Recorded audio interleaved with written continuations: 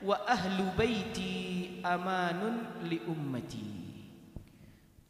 Dan ahlu baitku, kata Imam Nawawi di sini dengan syarahnya beliau mengatakan ai dzurriyyati, atau keluargaku, amanun li ummati, penjaga untuk umatku. Ini udah jelas di sini Imam Nawawi bilang wa ahlu baiti ai dzurriyyati. Ini perlu kita pertegas nih. Ya. Jangan dibilang bahwasannya ahlul bait beda dengan dzurriyyah.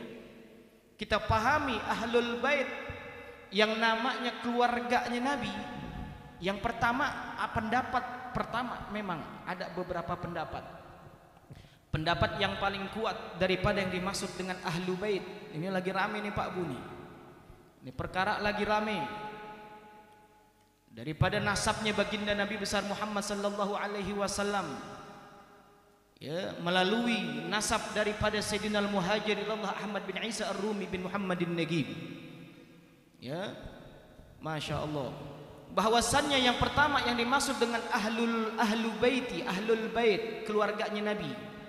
Dulu Nabi Pak Bu suatu saat pernah bersumpah, pernah ibtihal, pernah bersumpah dengan sebuah kebohongan yang terjadi di kalangan orang-orang kafir. Nabi bersumpah, ya, sumpahnya Nabi menggunakan nama keluarganya ahlu baiti.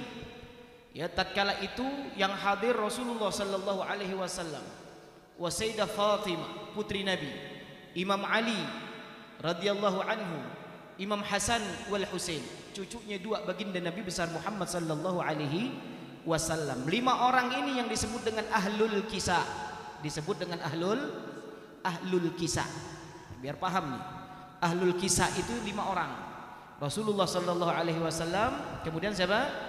Sayyidah Fatimah putri baginda Nabi besar Muhammad sallallahu alaihi wasallam, kemudian menantu beliau, suami daripada Sayyidah Fatimah, Imam Ali, Sayyidina Ali bin Abi Thalib karramallahu wajha. Yang keempat putra beliau yang 2, Sayyidina Hasan dan Sayyidina Husain. Ini yang disebut dengan ahlul kisah. Itu pendapat pertama, la khilafah fi, yang tidak ada perbedaan pendapat di dalamnya, bahwasanya 5 orang ini adalah ahlu baitin Nabi sallallahu alaihi wasallam. Pendapat yang kedua yang dimaksud dengan ahlul bait, setelah ahlul kisah yang 5 ditambah zaujatun Nabi, istri Nabi semuanya masuk dalam kategori ahlul bait.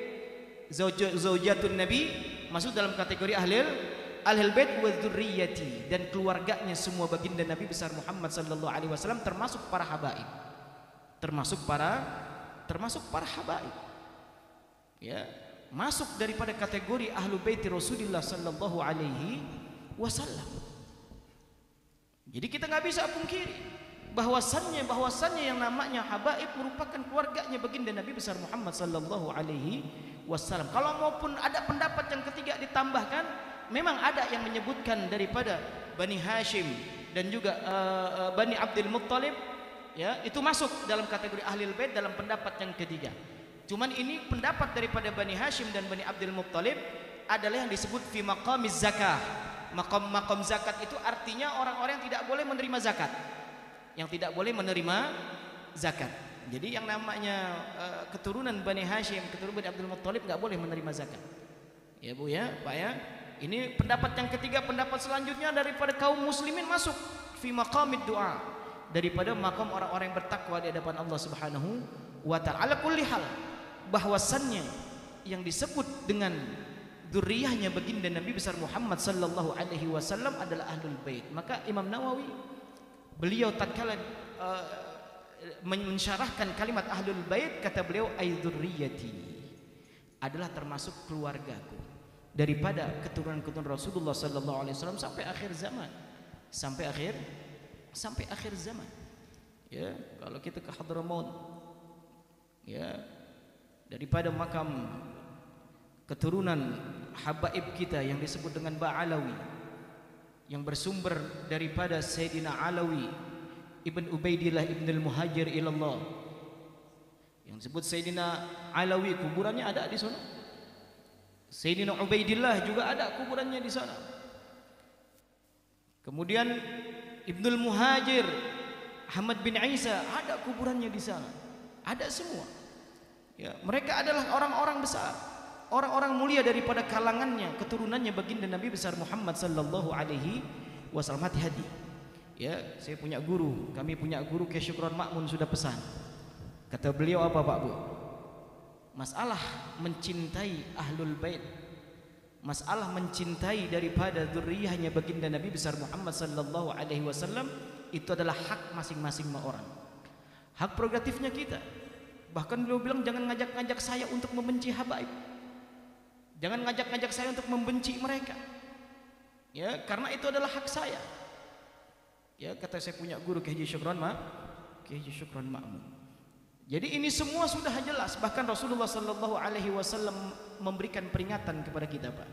Dalam sabdanya kata Nabi, "Uhadzirukumullah fi ahli baiti." 3 kali Nabi bilang, "Uhadzirukumullah fi ahli baiti, uhadzirukumullah fi ahli baiti." Kata Rasulullah, berhati-hatilah dalam menyikapi keluargaku, kata Rasulullah sallallahu alaihi wasallam. Hati-hati.